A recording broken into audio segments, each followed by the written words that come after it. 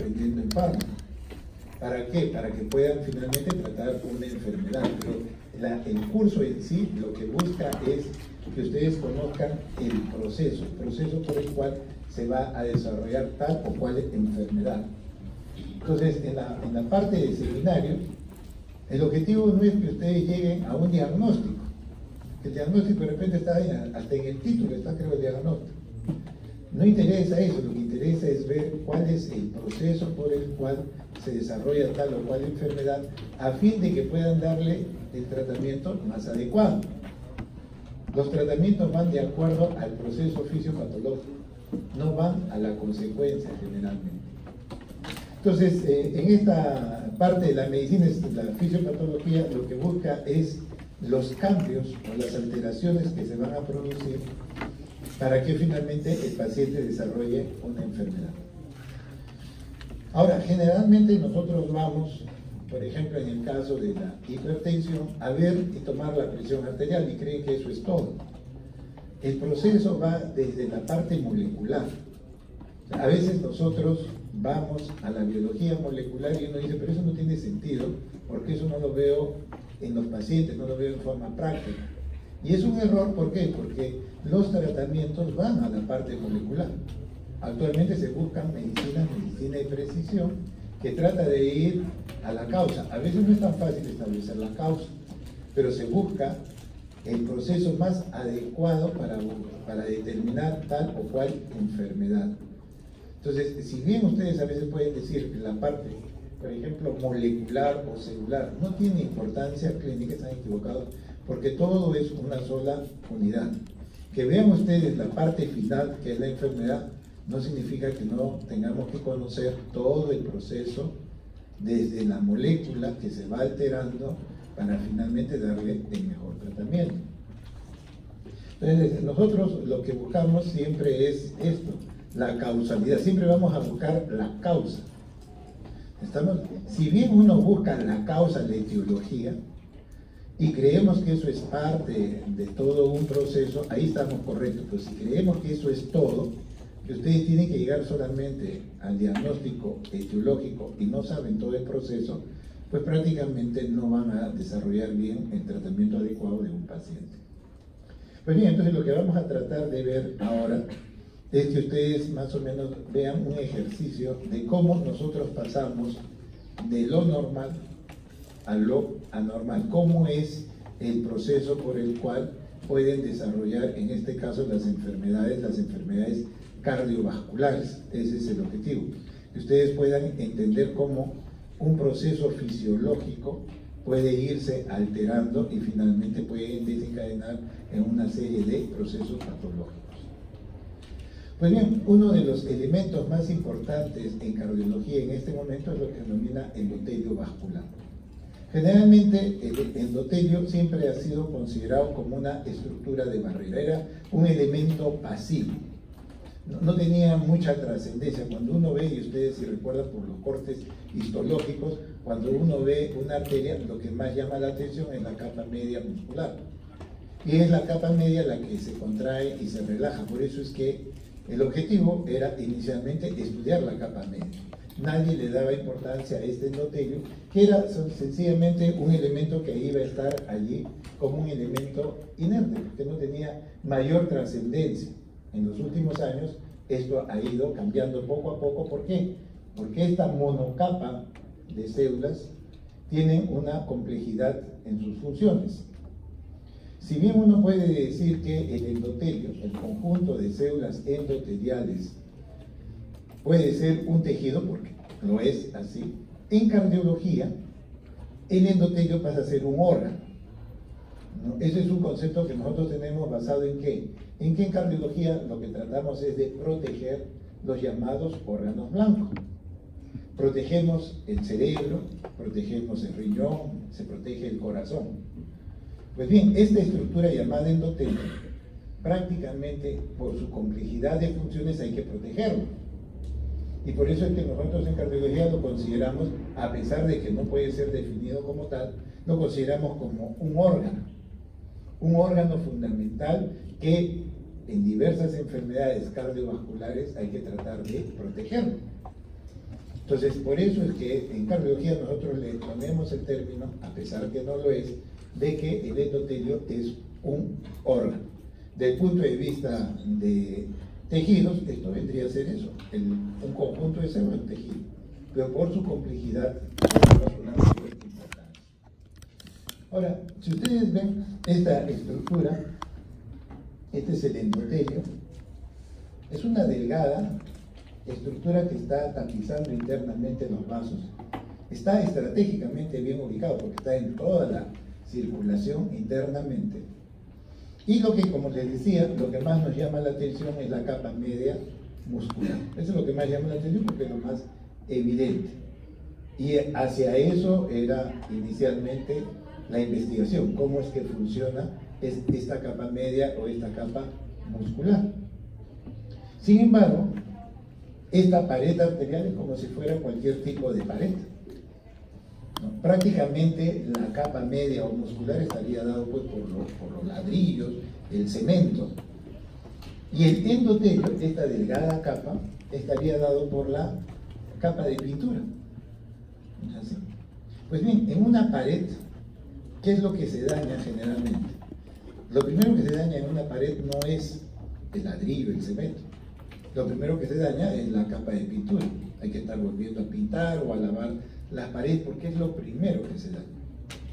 ¿Qué es lo primero que se daña en la pared arterial? Es el endotelio, esa delgada capa que antiguamente la consideraban como un elemento pasivo y no tenía importancia. Ahora se sabe que es muy compleja su funcionabilidad y por eso es que se le da la importancia que debería ser, ¿no? Pues bien, entonces, este endotelio, al estar ubicado estratégicamente en el interior del vaso, pues lo que va a hacer es captar las fuerzas hemodinámicas que están sucediendo en el torrente circulatorio. Son sensores prácticamente que van a captar un determinado estímulo y van a generar una respuesta. Entonces lo que va a suceder es que este endotelio puede recibir señales desde el punto de vista químico, que serían estructuras, que estarían para captar una serie de variaciones que se pueden suceder desde el punto de vista molecular. Por eso que uno cree que la respuesta del endotelio o del vaso depende a cosas generales.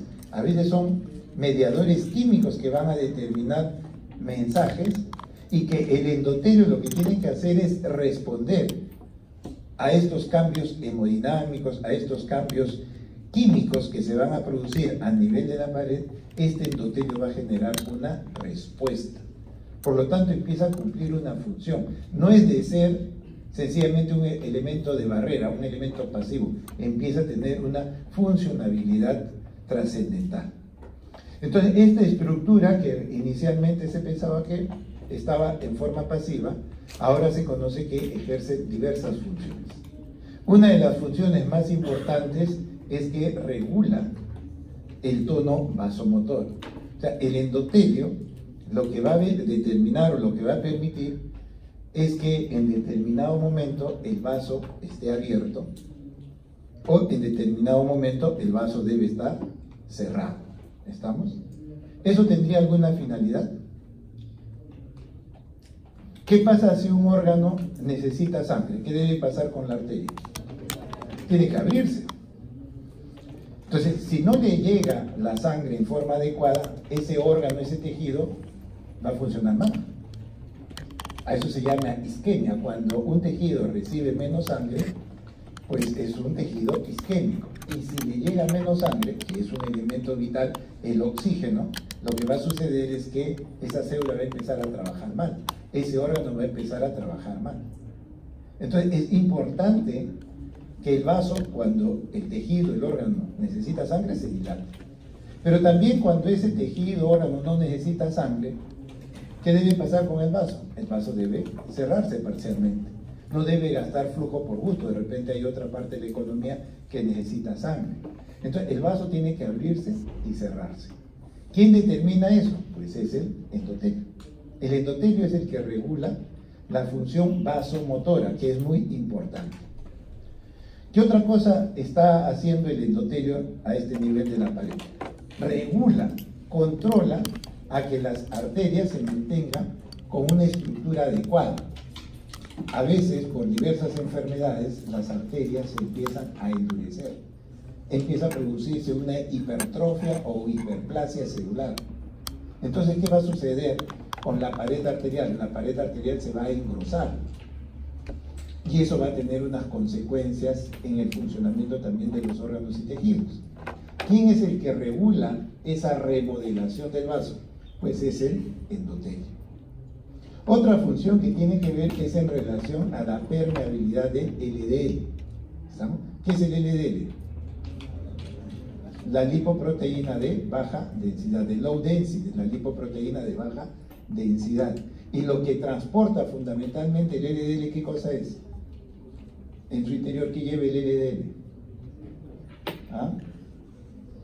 El colesterol, pues. El colesterol, el LDL, es una lipoproteína muy pequeña que lo que transporta fundamentalmente en su estructura es colesterol. Y ese colesterol lo puede dejar en la pared arterial. Entonces, ¿quién es el que regula que pase esta lipoproteína, llevando el colesterol o llevando la grasa? Pues es el endotelio. Entonces, el endotelio regula el ingreso de grasa hacia la pared de la misma. También tiene que ver con los fenómenos de trombosis. El endotelio protege para que no se formen trombos en su superficie. Entonces, el endotelio juega un rol importante y otra función que es interesante ver es el proceso de la inflamación. La inflamación es un proceso de defensa. Es un proceso adecuado que nos sirve de defensa, pero si la inflamación está exagerada ya puede generar problemas. El endotelio participa en el proceso de inflamación. Pues bien, entonces veamos dentro de estas funciones, para poder ejercer estos efectos, el endotelio se le ha puesto ciertas propiedades. Eso antes no existía, se ha tenido que ir acuñando estos términos, como por ejemplo, si ustedes tienen un conjunto de células que van a producir una sustancia química, que viaja a través de la sangre y ejerce su efecto en un órgano a distancia blanco, ¿cómo se llama esto? A este conjunto de células se le llama glándula. Es una glándula endocrina. ¿Por qué? Porque produce una sustancia que viaja en el interior nuestro y ejerce su efecto a distancia. Pues bien, el endotelio no es una glándula endocrina, pero sí tiene la capacidad de producir mediadores químicos que pueden viajar a través de la sangre y ejercen su efecto a distancia. Por lo tanto, el endotelio, que es una célula, ese endotelio tiene una propiedad endocrina. También puede producir mediadores que actúan sobre células cercanas, y a eso se llamó la propiedad paracrina. O mediadores que van a actuar sobre la misma célula o en el interior de ella. Se llamará propiedad autocrina y propiedad intracrina. Entonces, este endotelio, para poder cumplir sus funciones, tiene estas propiedades que se han ido acuñando, estos términos justo en relación al endotelio. Veamos la primera función. El endotelio regula el tono vasomotor. O sea, abre y cierra la arteria. Eso es lo que va a hacer.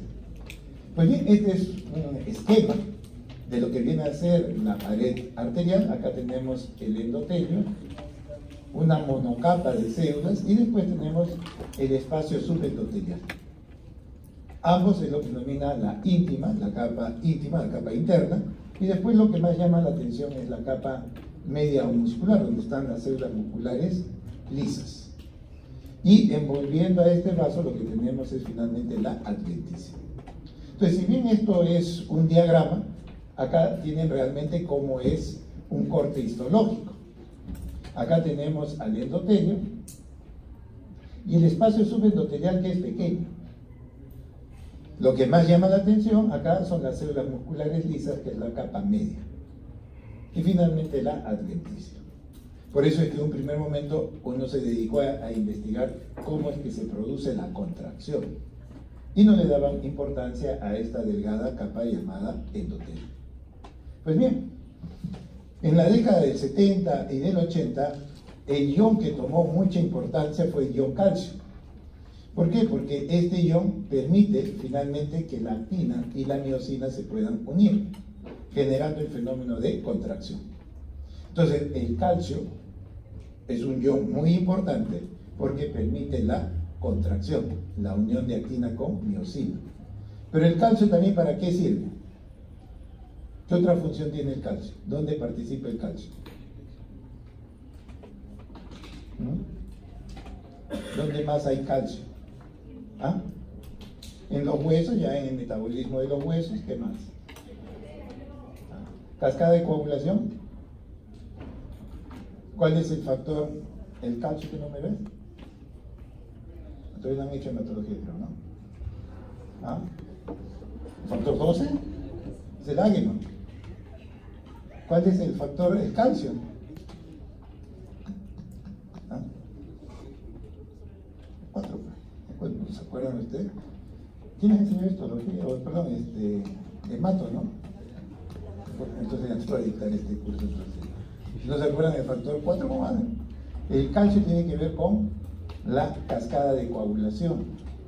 En el potencial de acción, ¿dónde está el calcio? ¿En qué etapa participa el calcio? ¿Ah? ¿En qué etapa? Fase 3. ¿Quién les enseñó cardiología? ¿Quién les enseñó esa parte? No sabe nada. ¿Ah? Fase 0, despolarización. El sodio entra. Fase 1, empieza a salir potasio. La meseta, fase 2. ¿Ahí qué pasa? Ahí entra el calcio. Ya pues. Esa es en la fase 2, pero es que me estaba diciendo, en la 3, ¿qué pasa? El potasio sigue saliendo. Eso tiene importancia, por eso uno va correlacionando todas esas cosas. Si el paciente tiene un problema en la meseta o fase 2, en la fase 2 del potencial de acción, en la repolarización, ¿no? En la repolarización, en la fase 2, si el paciente tiene un problema en el calcio, ¿en qué parte del electro me doy cuenta?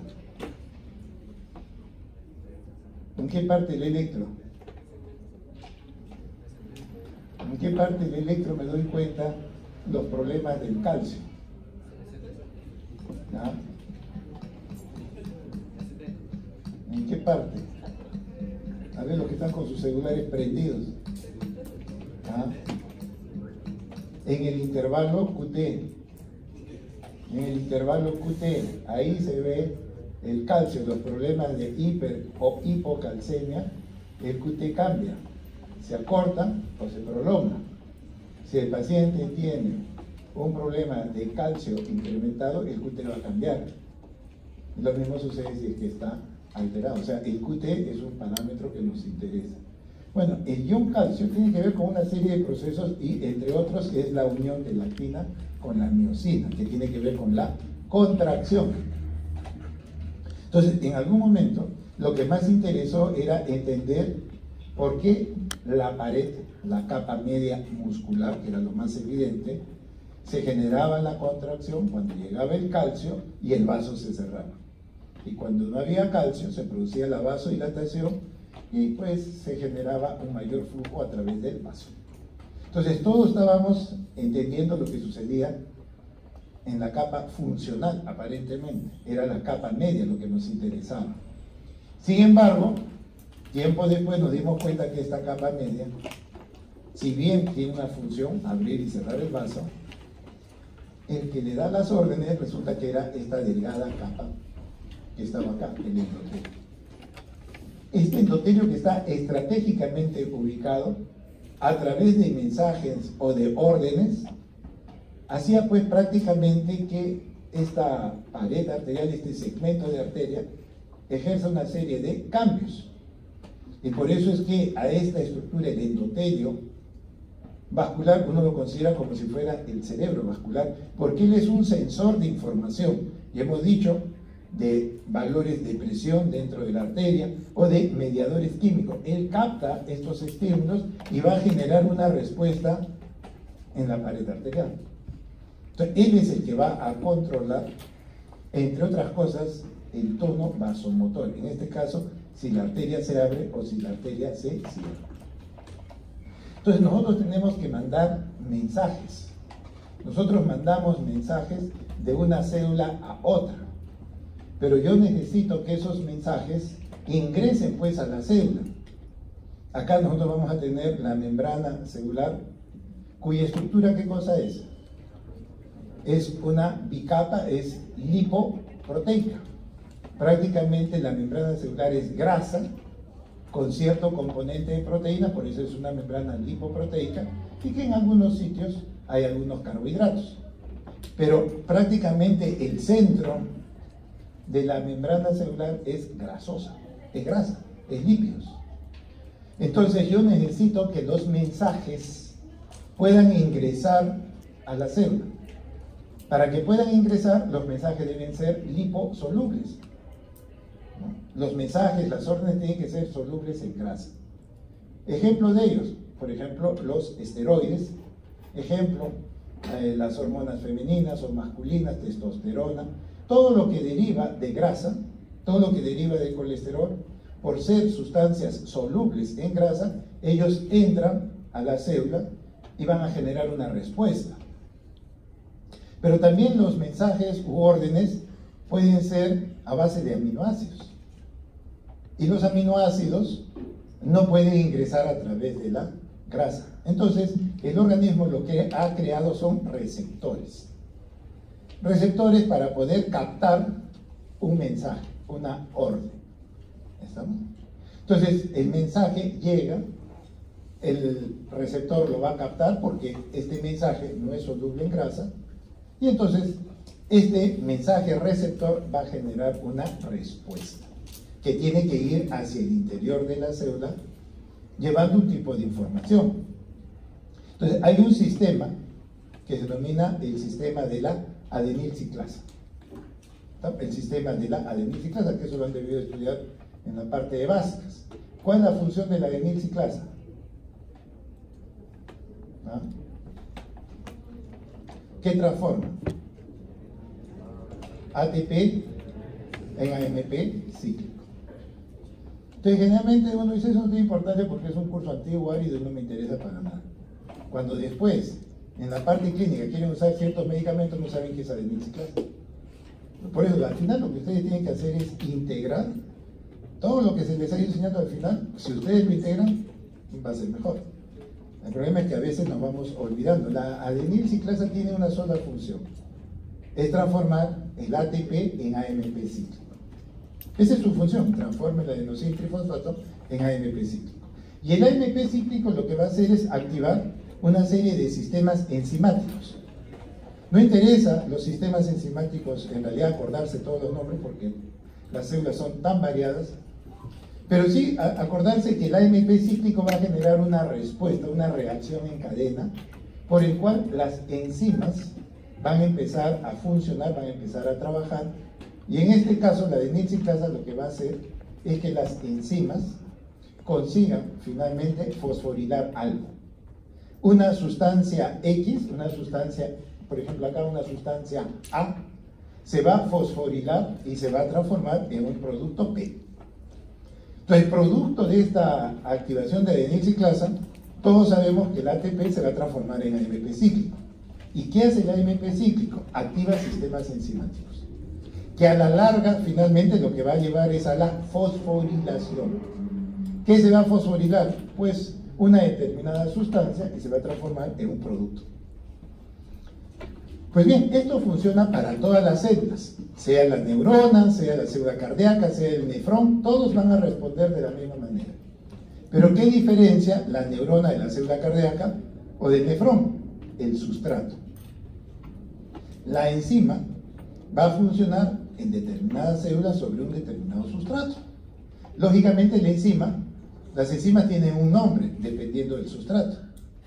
Entonces acá lo que va a diferenciar una célula de otra serán los sustratos y de acuerdo a eso serán los nombres de las enzimas. Pero el proceso es el mismo. Es decir, el proceso es transformar una sustancia en un producto, fosforilar una sustancia para que se transforme en un producto. Eso es lo que hace la adenilciclasa en cualquier célula.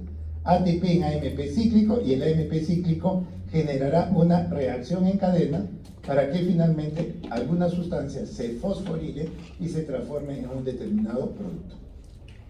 Pues bien, si bien conocemos eso, acá vamos a tener las órdenes sobre la adenilciclasa. Acá está la adenilciclasa, y la adenilciclasa puede hacer dos cosas: o funcionar o no funcionar. Por lo tanto, las órdenes que podemos dar sobre la adenilciclasa pueden ser o de estimulación, lo estimulo a la adenilciclasa para que funcione, o yo la inhibo. Son dos posibilidades, no hay más. O funciona la adenilciclasa o la inhibo. Entonces, lógicamente, yo debo tener dos tipos de mensajes diferentes. Y si tengo dos mensajes diferentes, también debo tener dos receptores diferentes. Entonces, viene la orden para que la adenilciclasa empiece a funcionar. El mensaje ocupa su receptor, y esta unión mensaje-receptor va a hacer que la adenilciclasa funcione. Pero si la orden es de inhibición, viene el mensaje de inhibición, ocupa su respectivo receptor, y lo que va a hacer es bloquear a la adenilciclasa para que no funcione. Pues bien, el paso entre mensaje y receptor y la adenilciclasa está a cargo de estas llamadas proteínas G. Estas proteínas G que tenemos acá deben el nombre de G porque están en relación al guanosin difosfato, al GDP, al guanosin difosfato. Pues bien, estas proteínas G tienen tres subunidades: la porción alfa, que está acá en verde, la porción beta y la porción gamma o delta, depende del libro que lean. Entonces tenemos tres subunidades: la porción alfa, la beta y la gamma o delta. Las dos son las mismas. Pues bien, cuando la orden es de estimulación, la proteína G participa a través de la porción alfa. A través de la porción alfa, y eso hace que la adenilciclasa empiece a funcionar. En cambio, si la orden es de inhibición, ocupará su receptor y la proteína G participa a través de su porción gamma o delta, depende del libro que lea. La gamma o delta es el que va a inhibir a la adenilciclasa. Pues bien, entonces, si nosotros vemos, la orden es de estimulación, la proteína G a través de la porción alfa estimula a que la adenilciclasa funcione. Si la orden es de inhibición, a través de la porción gamma o delta vamos a bloquear a la adenilciclasa para que esto no funcione. Entonces vean ustedes, si estamos a nivel del corazón, del músculo cardíaco, y yo quiero hacer que este músculo aumente su fuerza contráctil, quiero aumentar el inotropismo, la contractilidad del músculo cardíaco. Entonces, el organismo genera un mediador que va a estimular a este corazón para que trabaje con mayor fuerza. Llega el mensaje de estimulación, ocupa el receptor, mensaje con receptor, va a hacer que la proteína G, a través de su porción alfa, estimule a la adenilciclasa. Entonces la adenilciclasa empieza a funcionar. ¿Y qué es lo que va a hacer? El ATP que viene de las mitocondrias, el ATP, por efecto de la adenilciclasa, lo va a transformar en AMP cíclico. Y el AMP cíclico lo que va a generar es una serie de reacciones en cadena, en cascada, que finalmente van a llevar a ¿qué cosa? A que se fosforile algo. Al final lo que vamos a conseguir es que una sustancia se fosforile. Pues bien, ¿qué es lo que vamos a conseguir a este nivel en el músculo cardíaco? Vamos a conseguir producto del AMP cíclico, el cual va a desencadenar una serie de procesos, pero que a la larga finalmente llevamos a la fosforilación de algo o de algo. ¿Qué se va a fosforilar? Acá vamos a tener el canal del calcio. Entonces, el canal del calcio se fosforila. Y cuando el canal del calcio se fosforila, se abre. Y si se abre, empieza a entrar el calcio al citosol. Y si entra el calcio, ¿qué va a pasar con la fibra muscular cardíaca? Aumenta su contractilidad. Y por eso es que el corazón empieza a trabajar con mayor fuerza. ¿Estamos? Pero ¿qué pasa si más bien yo quiero que el corazón trabaje menos? Voy a producir mi orden de inhibición. Esta orden va a ocupar su receptor y a través de las proteínas G en su porción, ya sea gamma o delta, lo que vamos a hacer es inhibir a la adenilciclasa. La vamos a bloquear para que no trabaje. Por lo tanto, no vamos a tener AMP cíclico. No vamos a activar sistemas enzimáticos. No se va a fosforilar el canal del calcio. Por lo tanto, el canal del calcio, ¿cómo va a estar? Cerrado. Y si está cerrado, no entra el calcio. Y si no entra el calcio, la contractilidad del músculo cardíaco disminuye. ¿Estamos? Entonces, vean ustedes, la contractilidad, el inotropismo, puede aumentar o puede inhibir, y estos son los mecanismos que se van generando. Pues bien, eso sucede en el caso del corazón. Vayamos a ver las arterias. ¿Sí? En las paredes arteriales, ¿qué tipo de músculo tenemos? Tejido muscular liso, involuntario. Pues bien, a nivel de las paredes arteriales, nosotros también tenemos mensajes u órdenes. Nosotros producimos dentro de la actividad simpática, por ejemplo, a la norepinefrina. Producimos una sustancia también como angiotensina 2. Tanto la norepinefrina o la angiotensina 2 son sustancias vasoconstrictoras. ¿Qué significa? Que cierran los vasos. Se produce una vasoconstricción y como consecuencia de que el vaso se va cerrando, ¿qué va a pasar con la presión? Se empieza a elevar. Entonces tenemos allí, en este caso, este ejemplo de la angiotensina 2. Él va a ocupar su respectivo receptor a nivel de la pared de la fibra muscular lisa involuntaria.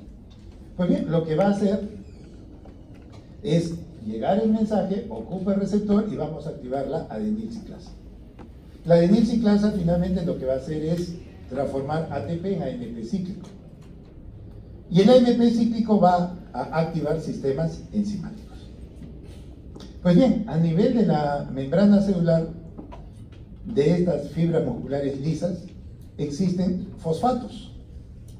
Los fosfatos están unidos a dos ATPs. Y eso se llama fosfatidilinositol difosfato.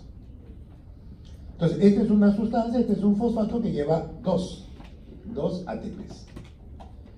Pues bien, cada vez que se libera la angiotensina 2, poderoso vasoconstrictor, lo que vamos a hacer es ocupar el receptor, activar la adenilciclasa para que el ATP se transforme en AMP cíclico. Y el AMP cíclico lo que va a hacer es activar sistemas enzimáticos. No interesan los nombres, pero a la larga, ¿qué cosa van a hacer? ¿Qué van a hacer? Van a fosforilar algo. ¿Qué pueden fosforilar? A este fosfato que tiene dos ATPs. ¿Y lo van a transformar en qué? En uno que tiene 3 ATPs. Y eso se llama el inositol trifosfato o IP3. ¿Estamos? El inositol trifosfato, ¿cuál es su función? Ese IP3 o inositol trifosfato, porque ahora ya tiene 3 fósforos, en la membrana estaba allí con 2 fósforos, pero cada vez que llega la angiotensina 2, vamos a fosforilar esa sustancia y lo vamos a transformar en IP3. Este inositol trifosfato lo que va a hacer es que el calcio que está depositado en la célula muscular lisa, en sus depósitos, que son el RES, el retículo sarcoplasmático, por efecto de este IP3, ahora el calcio sale al citosol. Al pasar al citosol, permite que la actina y la miosina se contraigan. Y al contraerse, ¿qué va a pasar con el vaso? Se empieza a cerrar. Por eso es que la angiotensina 2 es un poderoso vasoconstrictor.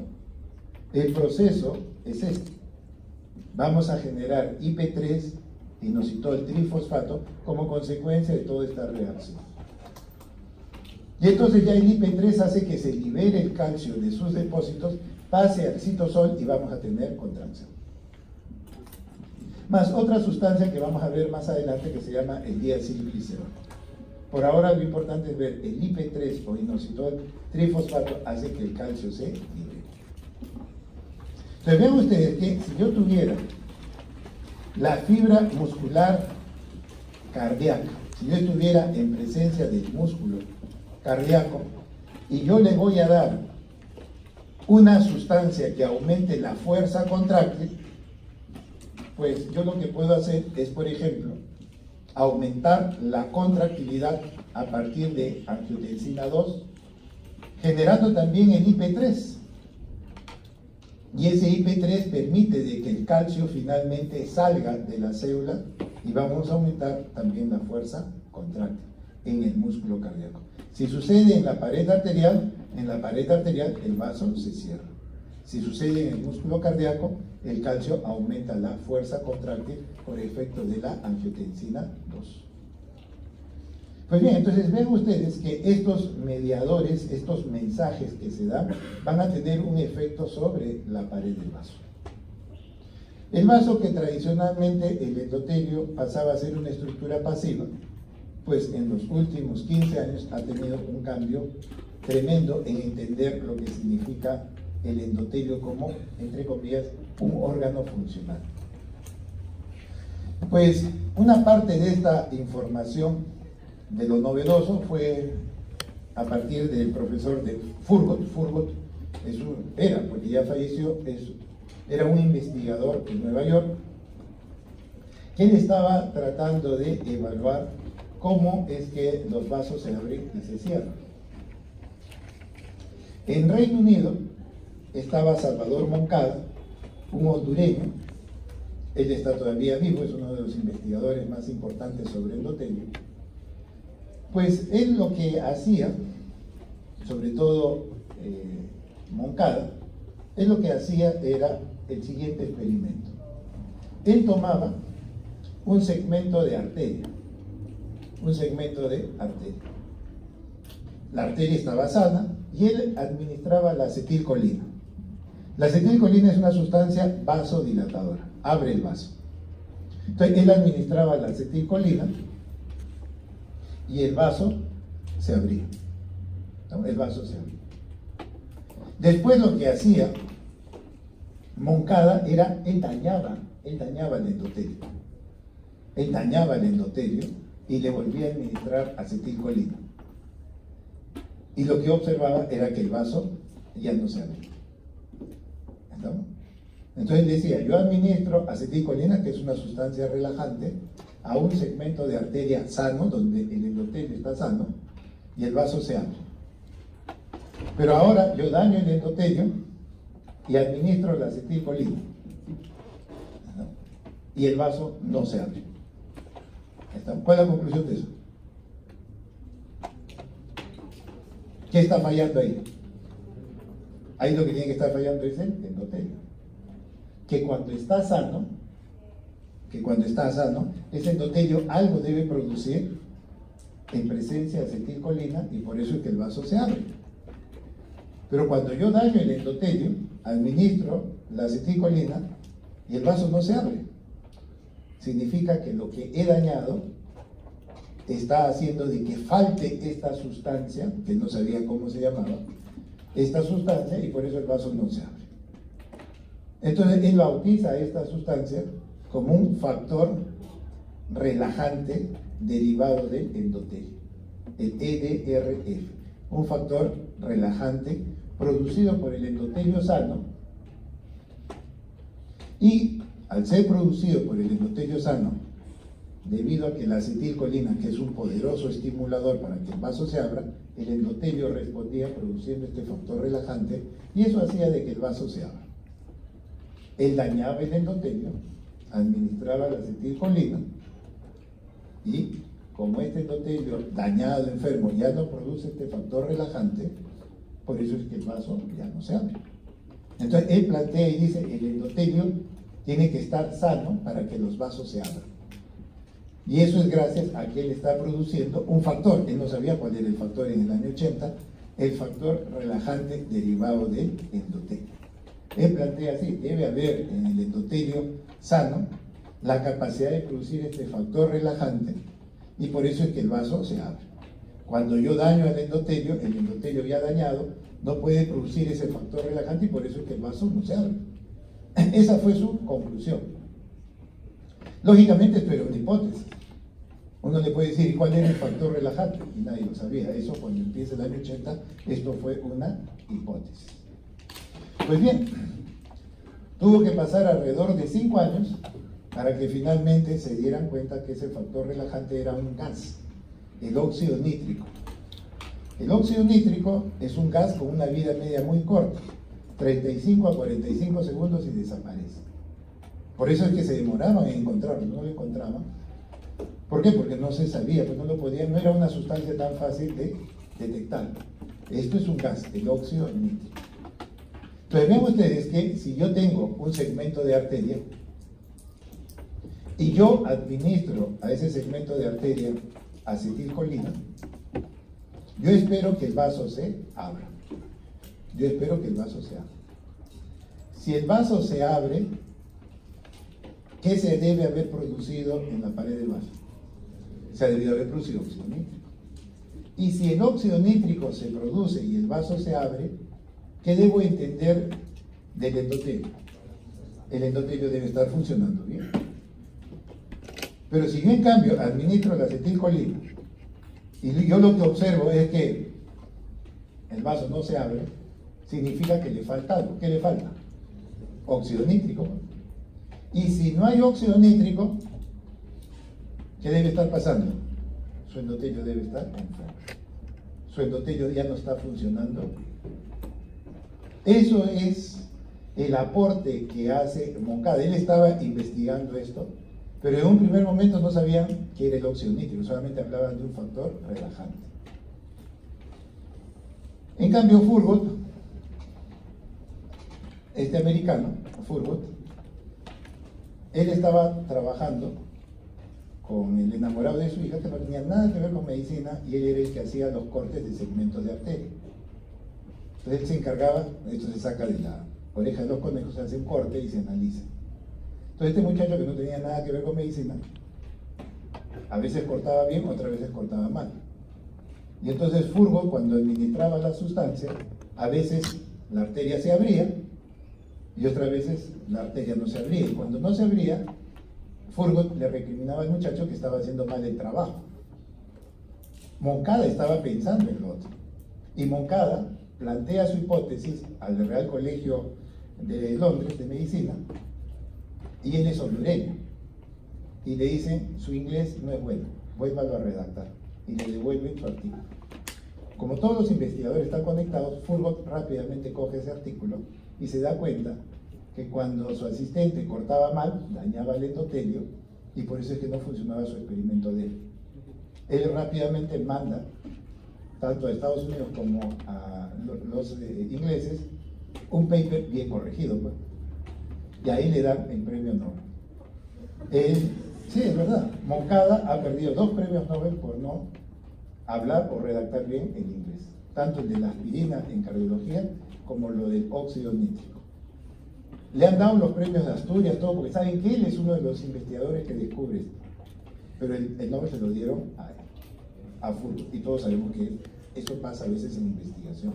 Por eso es importante, pues, la parte del inglés. Nosotros tratamos de darles algunos artículos sencillos a ustedes en inglés, y lo que están haciendo es comprar en la fotocopiadora y ya traducido. Por eso ya ni tenemos interés de hacerlo. No quieren ustedes ni hacer el esfuerzo de leer artículos en inglés. Si no leemos el inglés, estamos perdidos. ¿Amén? Entonces, eso es lo que partió este experimento, que es importante y cambia todo el concepto de endotelio. ¿Por qué? Porque ahora se habla de un endotelio sano y de un endotelio enfermo. Antes nadie pensaba en eso. Y si el endotelio sano es el que hace que se abra el vaso o no, podemos ver de que si el endotelio está enfermo y el tejido, el órgano pide más sangre, ¿le podrá dar? No. Por lo tanto, el órgano se va a quedar isquémico y va a empezar a funcionar mal. Esto no es un problema solamente de cardiología, esto es un problema de todos los vasos. El endotelio es algo generalizado, empezó en cardiología, pero eso tiene importancia a todo nivel. Ahora dígame, ¿cómo es el mecanismo por el cual el óxido nítrico abre los vasos? Pues es bien fácil. Si me han seguido con esto de la adenilciclasa, así como hay adenilciclasa, hay otra que se llama guanilciclasa. Se llama guanilciclasa porque está en relación con el guanosín. Así como la adenilciclasa transforma ATP, adenosín trifosfato, en AMP cíclico, la guanilciclasa que transforma el GTP, el guanosín trifosfato, en GMP cíclico. Pero el GMP cíclico, a diferencia del AMP cíclico, hace todo lo opuesto para que no haya calcio en el citosol. O sea, lo que hace el óxido nítrico al activar a la guanilciclasa es que este GMP cíclico evita que el calcio entre a la célula, no permite la fosforilación del canal del calcio, no permite que se forme IP3, de tal forma que si no hay calcio en el interior de la fibra muscular lisa, el vaso se tiene que abrir. Entonces, el mecanismo por el cual el óxido nítrico es un poderoso vasodilatador es a través del óxido nítrico y guanilciclasa. La guanilciclasa transforma GTP en GMP cíclico y eso hace que finalmente todo lo opuesto a la adenilciclasa. Es un sistema en paralelo, pero cosas opuestas. Pues bien, el experimento que hacía Furgot, que hacía Moncada, era a esta célula endotelial le administraban acetilcolina. La acetilcolina lo que iba a hacer, al ser un poderoso vasodilatador, hacía que el endotelio, sensor porque él capta sustancias químicas, eso no se sabía, lo que va a hacer es que este endotelio va a sintetizar óxido nítrico. Y el óxido nítrico,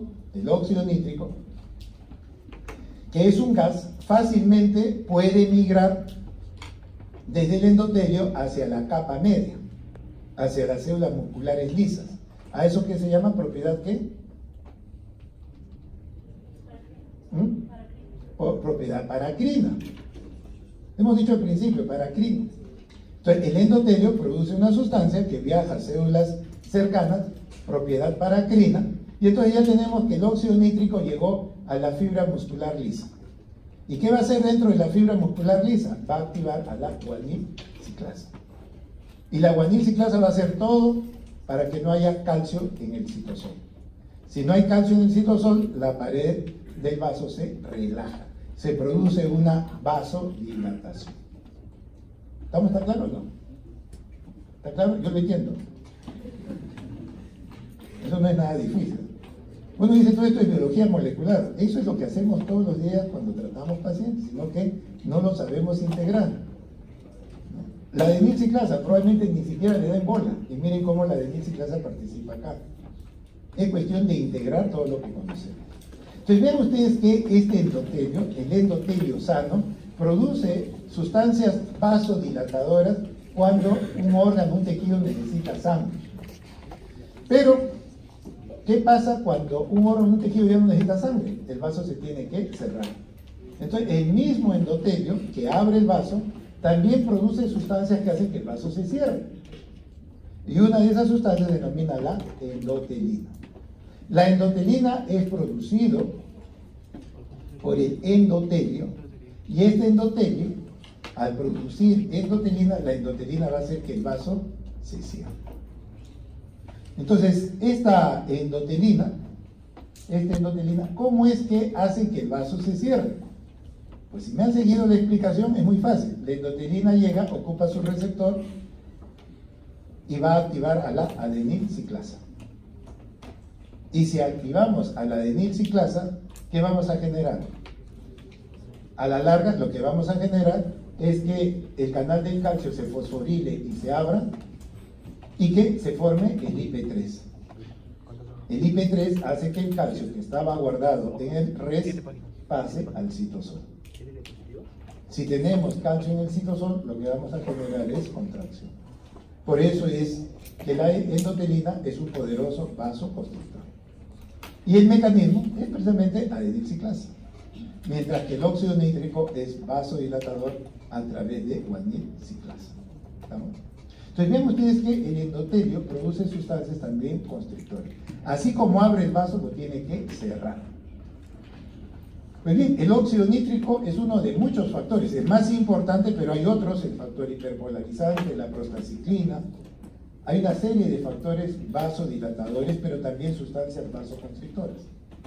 O sea, el endotelio produce una serie de mediadores para abrir y cerrar el vaso. Entonces vean ustedes que este endotelio juega hace prácticamente un doble juego, como un yin-yang, abre la arteria, cierra la arteria. Tiene esa capacidad, de acuerdo a los requerimientos del organismo, puede abrir o cerrar los vasos. Pero eso es siempre y cuando el endotelio esté sano. Por eso es que nosotros en cardiología decimos, ojo, el endotelio para nosotros es un órgano que hay que protegerlo, es un órgano que es fundamental para mantener en equilibrio la homeostasis vascular. Es una estructura muy, pero muy importante este endotelio. Pues bien, esto es como si fuera, por ejemplo, toda una orquesta. La capa media, la capa muscular, es como una orquesta. La capa media lo que hace es contraerse o relajarse. Pero ¿a quién le sigue las órdenes? Le sigue las órdenes del director. El director en este caso es el endotelio. Todos le hemos dado importancia a la capa muscular, al calcio, pero ahora la importancia está a nivel del óxido nítrico, a nivel del endotelio. Él es el que va a dar las órdenes para que esta pared arterial funcione. Y entonces este endotelio tiene que mantener un equilibrio. En algún momento abre el vaso, en otro momento lo cierra, mantiene esta función vasodilatadora y vasoconstrictora. Trata de mantener todo esto en un equilibrio. Sin embargo, estos mediadores que se liberan en forma aguda y pasajera hacen que el vaso se abra y se cierre en forma pasajera. Pero ¿qué sucede cuando estos mediadores se perpetúan, o sea, se producen permanentemente? Pues lo que va a generar es que eso ya genera un cambio estructural.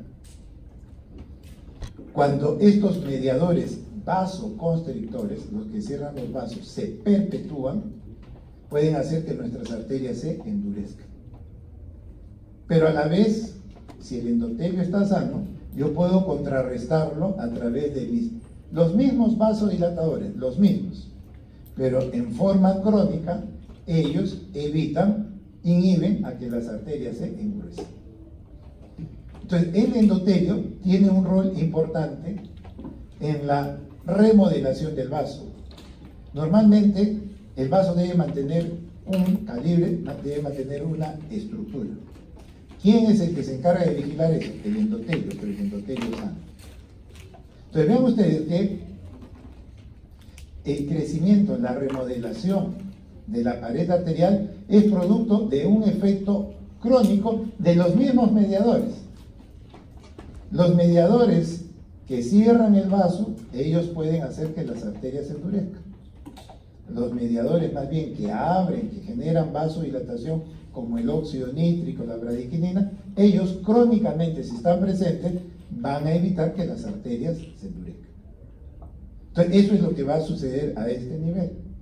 Son los mismos mediadores, solamente que si permanecen mucho tiempo pueden generar crónicamente cambios ya en la estructura.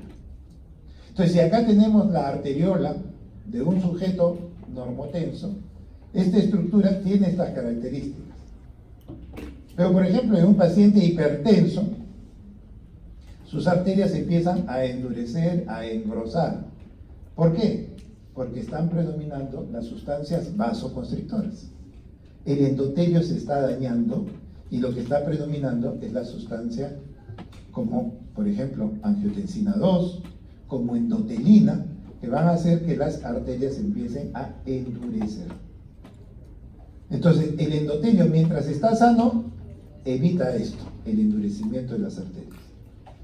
Pero llega un momento en que de repente se enferma el endotelio y ya empieza a predominar las arterias endurecidas. Entonces vean ustedes, en la parte inferior, esto es la pared de una arteria de un sujeto normal, y miren, compárenlo con la de un paciente hipertenso. Ya la arteria se ha remodelado, se ha engrosado, se ha endurecido. ¿Por qué? Porque probablemente ya este hipertenso está dañando ya su endotelio. Si yo veo esta arteria sana y es hipertenso, yo puedo decir, es un hipertenso, pero que su endotelio todavía está sano. Pero si veo un hipertenso con esta característica, yo digo, este es un hipertenso, pero con endotelio periférico. Ya se dañó el endotelio. ¿Estamos? Entonces, las mismas sustancias, vasodilatadoras y vasoconstrictoras, ellas mismas van a generar, por un lado, que las arterias se endurezcan, o por otro lado, las protegen. El óxido nítrico, la bradiquinina evita que las arterias se endurezcan. La angiotensina 2, la ecotelina, hace que el vaso se endurezca y se hipertrofie. Entonces, el endotelio mantiene ese equilibrio para que nuestras arterias no se endurezcan. Tercera función, la permeabilidad del LDL, ¿no? De la lipoproteína de baja densidad, de low density, ¿no? Pues bien, a través de la sangre tiene que viajar la grasa, pero la grasa no es soluble en el plasma, no es soluble en agua. Entonces, el organismo lo que tiene que hacer para movilizar la grasa dentro del cuerpo es ponerle una cubierta proteica. A eso se llaman lipoproteínas. Las lipoproteínas es la forma que el organismo ha encontrado para movilizar la grasa que no es soluble en agua, ponerle una cubierta proteica y de esa manera ya la grasa se puede movilizar en la sangre y poder funcionar en diferentes sitios. Entonces, ¿la grasa es mala para el organismo? No, la grasa es necesaria. La membrana celular es lipídica. Hay hormonas que son a base de colesterol. La grasa no es mala. Lo que es malo es tener las cifras alteradas. Eso ya es otra cosa. Pero nosotros vivimos con grasa. El sistema nervioso es dependiente de grasa. Entonces, no es adecuado, a veces, por ejemplo, a los niños quitarle la grasa. ¿Por qué? Porque el sistema nervioso, para que se desarrolle, necesita de grasa. Entonces, muy importante, la grasa es parte de nuestro organismo. Lo que no es bueno es tener las cifras alteradas. Pues bien, nosotros, por ejemplo, en este tipo de alimentos, lo más probable es que sean alimentos ricos en colesterol. Y eso es lo que va a hacer que nuestro LDL, que es lo que transporta, el LDL lo que transporta es colesterol. Entonces, este LDL en exceso nos puede hacer daño. Necesitamos grasa, sí, pero no en exceso. Entonces, el LDL, esta lipoproteína de baja densidad, transporta colesterol y si está incrementado en la sangre, nos puede generar depósitos de grasa en las paredes arteriales. Lo opuesto a este LDL es el HDL, la high density, la lipoproteína de alta densidad. Entonces, este HDL es como el que va a limpiar. La finalidad del HDL, ¿qué cosa es? Va donde el LDL dejó colesterol, el HDL viene y lo limpia. Y por eso es que a este HDL se le llama el protector. Es el que nos va a proteger. Y eso es verdad. El HDL nos protege. En la sangre están circulando los LDL cargados de colesterol. Depende de nuestra dieta, si tenemos mucho LDL o en cantidad normal. El LDL tiene la capacidad de entrar a través del endotelio sano, puede entrar el LDL y va a dejar su contenido en la íntima, debajo del endotelio, en el espacio subendotelial va a dejar su contenido. ¿Y cuál es su contenido? Colesterol. ¿No? Lo que vamos a hacer es dejar colesterol. Esto es fisiología, esto no es enfermedad. Esto es fisiología. Pues bien, entonces, si nosotros estamos dejando colesterol, todos tendríamos, desde que nacemos o incluso antes, ya tendríamos grasa en las arterias. Pero ¿quién falta ahí? Lo que falta es el HDL. Entonces, ¿qué es lo que va a suceder? El HDL lo que va a hacer es protegernos. Lo que va a hacer es precisamente retirar el colesterol que dejó el LDL. Entonces, el HDL cumple la función, por eso es protector, porque va limpiando nuestras arterias. Y así es que no tenemos precisamente ateromas, no tenemos aterosclerosis, siempre y cuando todo esto funcione como debe funcionar. Pero Si bien acá yo tengo la representación, esto es la célula endotelial, esto es la célula endotelial en verde, es una célula endotelial sana. Producto de su metabolismo, como cualquier célula, va a generar radicales libres. Genera radicales libres. Y así como formo radicales libres, ¿qué debo formar también? ¿Qué formo? Antioxidantes. Si yo mantengo un equilibrio entre mis radicales libres y mis antioxidantes, no voy a tener problemas. Entonces, mientras la célula esté funcionando bien, normal, yo generaré radicales libres como parte de mi metabolismo, pero a la vez los voy a bloquear con mis antioxidantes. ¿Estamos? Pues bien, esta célula endotelial que está internamente en todos los vasos sanguíneos va a soportar ¿qué cosa? El pasaje de la presión alta, por ejemplo, de un hipertenso, de un paciente diabético, todos los fenómenos de glicosilación por el azúcar elevado, el dislipidémico, problemas del colesterol, va a ir dañando. Todos los días le vamos a ir agrediendo a este endotelio. Eso va a depender de nuestros estilos de vida. Si se fuma, si se come mucha grasa, si se tiene presión alta, si se tiene el azúcar elevado, vamos a ir agrediendo a este endotelio. Ya les dije que lo primero que se daña en una pared es la delgada capa de pintura. Lo primero que se va a dañar en la pared arterial no es la capa media, lo primero que se va a dañar es el endotelio. Entonces, si nosotros teníamos que el LDL le había dejado el colesterol, pero estamos ahora ante un endotelio producto de la presión del tabaco, del colesterol, etcétera, etcétera, este endotelio empieza a funcionar mal. Por lo tanto, es un endotelio disfuncionante. Ya no funciona bien. ¿Generará radicales libres? Sí, porque eso es parte del metabolismo. ¿Puede generar sus radicales libres? Sí. ¿Pero podré neutralizarlos con antioxidantes? No. Cuando la célula empieza ya a funcionar mal, lo que pierde es la capacidad de generar los antioxidantes. Generaré radicales libres porque eso es parte de mi metabolismo, pero lo que no puedo hacer es neutralizarlos. ¿Estamos? Entonces, cuando yo tengo ya un endotelio que empieza a funcionar mal, voy a generar radical libre. ¿Y qué hace un radical libre? Claro, lo que trata es de captar su estabilidad y entonces busca el electrón y lo que hace es oxidar algo. Normalmente los radicales libres, ¿qué hacen? Oxidan. Para alcanzar su equilibrio, ellos oxidan. ¿Qué pueden oxidar? Bueno, oxidan en este caso el colesterol que está ahí. El colesterol está ahí y producto de tener mi endotelio disfuncionante, mis radicales libres producidos van a oxidar a la grasa, al colesterol. ¿Estamos? Bien, ¿quién tiene que venir a protegerme? El HDL. Ahí tiene que venir el HDL. Pero ¿qué pasa con el HDL? El HDL no reconoce la grasa oxidada. El HDL reconoce ¿qué cosa? El colesterol. Pero cuando está oxidado, el HDL no lo conoce. Lo conoce en su forma natural, pero no en la forma oxidada. Por lo tanto, el HDL se va. Y la grasa oxidada se queda. Y se empieza a desarrollar la aterosclerosis.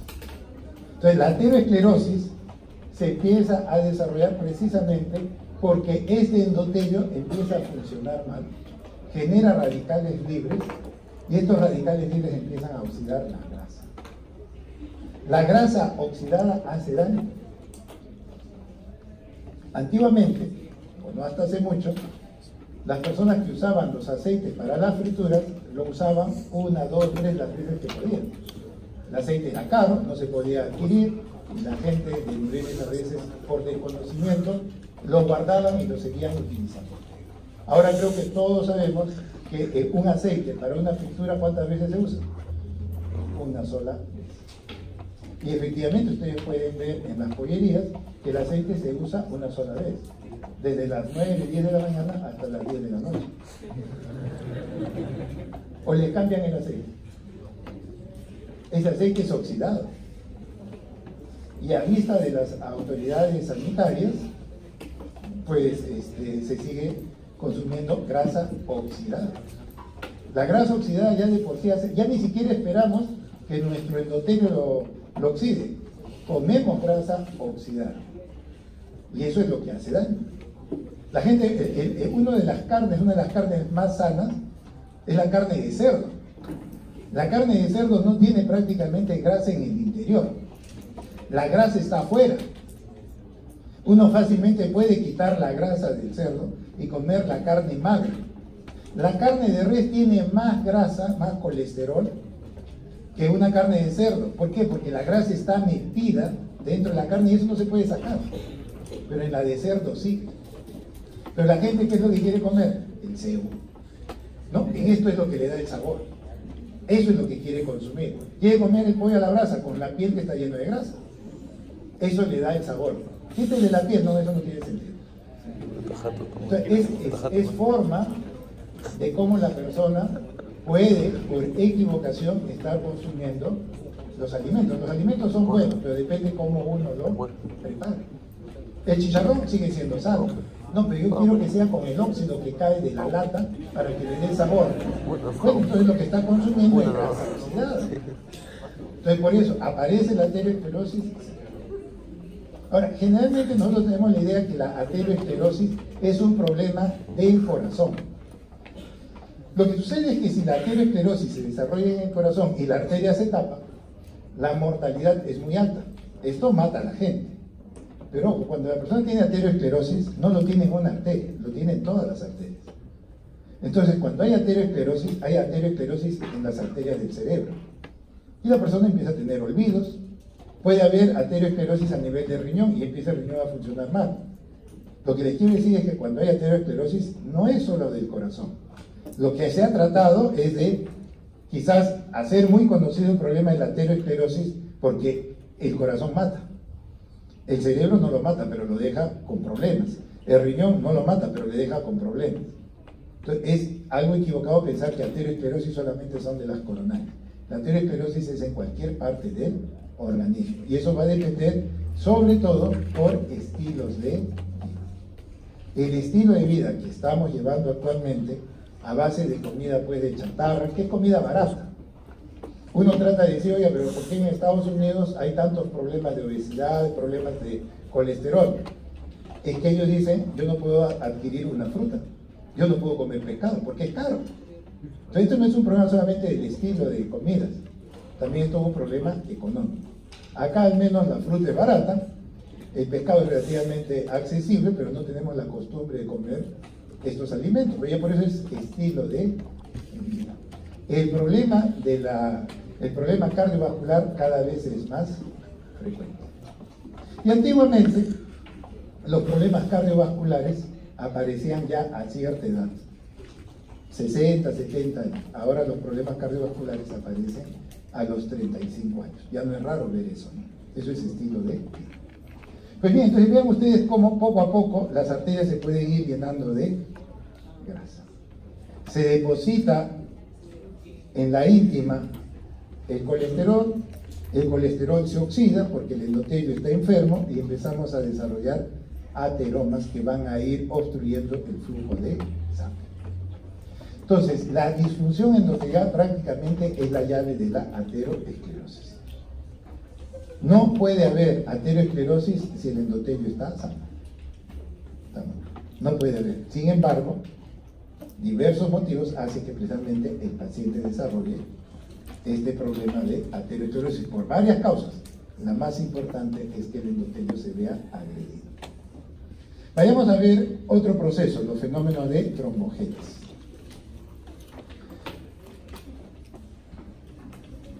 El endotelio es una estructura que no permite que en su superficie se formen trombos. A través del óxido nítrico, de la prostaciclina, que son mediadores producidos por el endotelio sano, yo evito de que las plaquetas se adhieran, se activen y se agreguen sobre la superficie endotelial.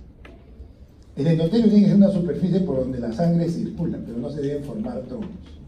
Entonces lo primero que hace el endotelio es producir óxido nítrico o prostacyclina para defenderse. Pero si aún así ha habido un daño sobre el endotelio todavía tiene capacidad de evitar que se agregue la cascada de coagulación. Recuerden que cuando se forma un trombo, primero hay un trombo plaquetario a este nivel y después aparece la cascada de coagulación y aparece un trombo rojo. El trombo blanco es plaquetario, el trombo rojo es cascada de coagulación. Así es como se forman los trombos. Pues bien, el endotelio protege a los dos niveles, para que no se forme el trombo blanco o para que no se forme el trombo rojo. Para que no se forme el trombo blanco, produciendo óxido nítrico o prostacyclina. Y para evitar que se forme un trombo rojo, desactivando los factores de coagulación. Eso es lo que trata de defender el endotelio, pero el endotelio sano. Pues bien, esto es más o menos la representación del endotelio de un vaso. Esto es como si fuera una alfombra. No se puede formar allí ningún trombo. Sin embargo, vean ustedes qué pasa en esta superficie endotelial, a este nivel. Acá se está produciendo un daño sobre el endotelio se está rompiendo. Y debajo del endotelio lo que hay es colágeno. Y el colágeno sí favorece la formación de un trombo. El endotelio sano, la superficie endotelial no permite que se formen trombos. Pero el colágeno que está por debajo, sí. El colágeno es trombogénico. Pues bien, ¿qué es lo que va a suceder? La hipertensión, el tabaco, la dislipidemia, etcétera, etcétera. Estos factores agreden a la superficie endotelial y la dañan. Y pueden producir estas rupturas del endotelio. ¿Y eso qué permite? Que el colágeno quede expuesto a la circulación. Y como consecuencia de eso se va a formar un trombo. Primero se va a formar un trombo blanco plaquetario. Y después se va a agregar un trombo rojo, que es cascada de coagulación. Entonces ven ustedes, si yo tengo acá esta superficie endotelial que está cubriendo a un ateroma, acá está todo el ateroma, todo este ateroma tiene acá esta superficie endotelial, pero miren cómo el ateroma se empieza a romper, cómo se empieza a romper, y al romperse lo que está debajo es colágeno. Esto es colágeno, lo que está debajo es colágeno. Entonces cuando el colágeno queda expuesto, las plaquetas lo primero que hacen es adherirse, activarse y agregarse formando lo que se llama el trombo blanco plaquetario. Entonces lo que vamos a tener es que las plaquetas se van a adherir sobre la superficie dañada, se van a activar y se van a agregar formando un trombo blanco plaquetario. La plaqueta, que tiene una forma discoidea, en forma natural, cuando se activa la plaqueta cambia de forma. Tiene pseudópodos que le permite a la plaqueta unirse unas con otras, formando lo que se llama el trombo blanco, el trombo plaquetario, ¿no? Esta es una plaqueta normal, circulante, y esto es como la plaqueta ya está activa y forman uniones generando lo que se llama el trombo blanco plaquetario. Entonces, estas plaquetas, conforme se van activando, van a llamar a más plaquetas. Y entonces ya las plaquetas poco a poco, unas con otras, se van a empezar a activar y van a ir formando un trombo. Un trombo eminentemente plaquetario, no hay otra